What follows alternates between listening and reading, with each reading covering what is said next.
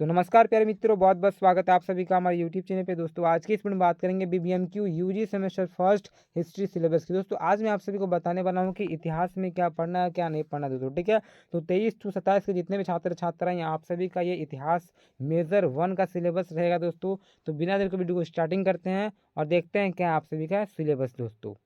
तो दोस्तों यह है आप सभी का सेमेस्टर 1 इतिहास मेजर पेपर का सिलेबस।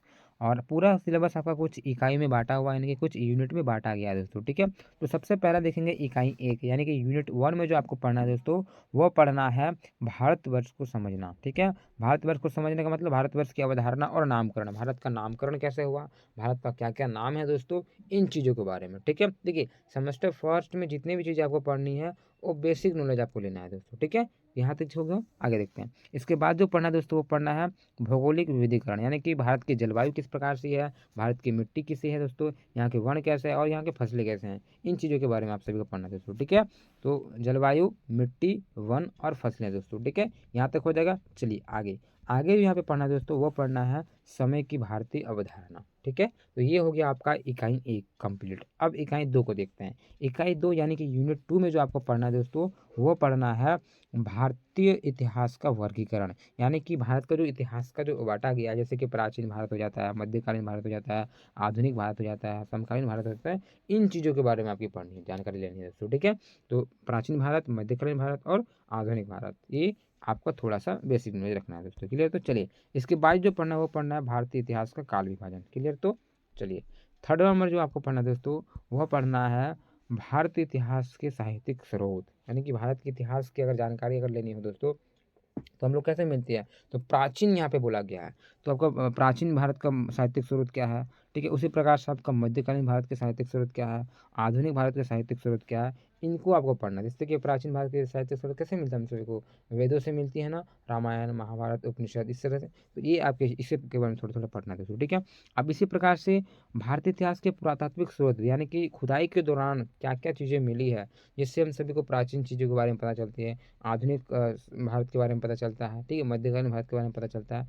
तो पुरातात्विक, ठीक है, स्रोत भी हम सभी को वहाँ पे पढ़ना दोस्तों, चाहे वो मध्यकालीन हो, चाहे वो प्राचीन हो, चाहे वो आधुनिक हो दोस्तों, ठीक है। ये चीज़ें आप लोग कर लीजिएगा दोस्तों, ठीक है। अब विदेशी खाते जैसे कि ग्रीक, चीनी, अरबी, यूरोपियन, इसको भी थोड़ा आप लोग कर लीजिएगा। तो ये हो गया आपका सिलेबस। आगे आगे बात करेंगे इकाई 3 दोस्तों। इकाई 3 में जो आपको पढ़ना है वो पढ़ना है भारतीय ज्ञान परंपरा और संस्कृति दोस्तों। अब इसमें जो आपको पढ़ना है दोस्तों वो पढ़ना है भारतीय साहित्य की महिमा, जैसे कि वेदों के बारे में, वेदांत के बारे में, उपनिषद के बारे में, ब्राह्मण के बारे में, ठीक है। और ये क्या हो गया, जैसे महाकाव्य हो गए, स्मृति हो गया, पुराण हो गया, जैन साहित्य हो गए, बौद्ध साहित्य हो गए, इन चीज़ों के बारे में आपको पढ़नी है दोस्तों, ठीक है। अब आप बोलेगा सर इतना चीज़ें तो है, इतना बड़ा 4 यूनिट में बांटा, उसमें से इतना डीप क्या पढ़ना है, नहीं, सबके बारे में आपको बेसिक नॉलेज होना चाहिए दोस्तों, ठीक है। इसमें से बेसिक नॉलेज चाहिए, ऐसा नहीं कि पूरा अब डीप जैन के बारे में पढ़ लेंगे, डीप वेदों के बारे में पढ़ लेंगे, डीप बौद्धों के बारे में पढ़ लेंगे, ऐसा नहीं है। सब ऊपर ऊपर से दोस्तों, ठीक है। बेसिक नॉलेज आपको होना चाहिए ताकि आपको आने वाले समय में दिक्कत ना हो, यानी कि सेमेस्टर 2 में।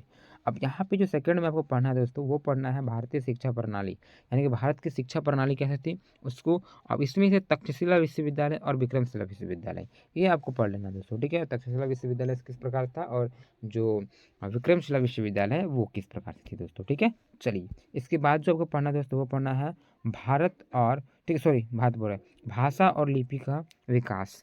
जैसे भारत यहाँ पे भाषाओं की मैं बात करूँ दोस्तों, भाषा का कैसे विकास हुआ, लिपि का विकास कैसे हुआ। अब इसमें से कुछ दे दिए हैं, जैसे कि ब्राह्मणी लिपि हो गया, खरोष्ठी लिपि हो गया, पाली हो गया, संस्कृत हो गया, ठीक है, प्राकृतिक हो गया, इन चीज़ों के बारे में आपको पढ़नी है दोस्तों, ठीक है। तो प्राकृतिक भाषा हो गया, चाहे वो आपका पाली भाषा हो गया, चाहे वो संस्कृत भाषा हो गया, इसके बारे में भी आपको बेसिक नॉलेज होना चाहिए दोस्तों, ठीक है। अब देखिए पूरा अभी मैं सिलेबस बता रहा हूँ, अब सिलेबस के बाद भी आपको तैयारी करवाई जाएगी दोस्तों, ठीक है। सेमेस्टर 1 का सारा आपका जो भी जितने भी बीए वाले हैं सारा तैयारी करवाया जाएगा दोस्तों, ठीक है। तो अपने मित्रों को शेयर करें, चैनल से जुड़े रहें दोस्तों। चलिए इतना तो हो गया। आगे जो आपको पढ़ना दोस्तों वो पढ़ना है धर्म और दर्शन। अब इसमें क्या क्या पढ़ना है दोस्तों, इसमें पढ़ना है धर्म और दर्शन में, जैसे बौद्ध धर्म हो गया, जैन धर्म हो गया, सिख धर्म हो गया, और ठीक है भारतीय धारणाएं। तो इन चीज़ों के बारे में आपको थोड़ा सा जानकारी होना चाहिए दोस्तों, क्लियर। आगे आगे आपको पढ़ना है दोस्तों वसुधैव कुटुंबकम। इसकी अवधारणा और महत्व, वसुंधैव कुटुंबकम हम लोग बोलते हैं ना दोस्तों, इसकी अवधारणा और महत्व, क्या है इसका महत्व है, इसको बारे में अभी हम लोग कुछ चर्चा नहीं करेंगे। अभी सिर्फ और सिर्फ आपको सिलेबस बता दे रहा हूँ। चर्चा तो हम लोग करेंगे क्लास जब होगा स्टार्टिंग, तब से पूरा डीप तरीके से पढ़ेंगे, है ना, अच्छे से, जो कि परीक्षा में काम आएंगे। अभी हमको सिलेबस बताने दीजिए।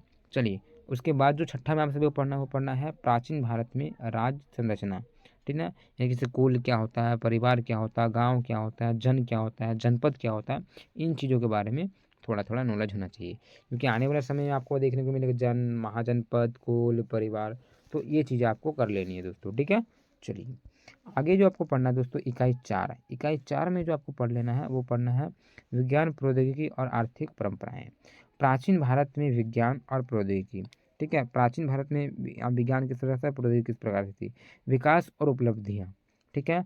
खगोल विज्ञान के बारे में बेसिक नॉलेज होना चाहिए आप सभी को। भारतीय अंक प्रणाली, है ना, गणित, चिकित्सा विज्ञान, आयुर्वेद और योग, प्राकृतिक चिकित्सा आदि। तो भारत के जो गणित की मैं बात करूँ दोस्तों, भारत की चिकित्सा प्रणाली की बात करूँ, विज्ञान की बात करूँ, आयुर्वेद की बात करूँ, योग की बात करूँ, ठीक है, प्राकृतिक चिकित्सा की बात करूँ, ये सभी के सभी चीज़ें आपको पढ़नी है दोस्तों। क्लियर। तो एक चीज़ आगे देखते हैं। आगे जो यहाँ पे दूसरा पढ़ना है दोस्तों आपको, वो पढ़ना है भारतीय आर्थिक परंपरा की अवधारणा, है ना, इसी विशेषता, और भारत में भूमि, वन, कृषि, उद्योग का महत्व, ठीक है, और अर्थशास्त्र, ये भी थोड़ा आपको जानकारी रखना है दोस्तों, ठीक है। इसके बाद जो आपको पढ़ना है थर्ड में, वो पढ़ना है व्यापार, वाणिज्य, ठीक है, अंतर्देशीय व्यापार और वाणिज्य, समुद्री व्यापार आदि।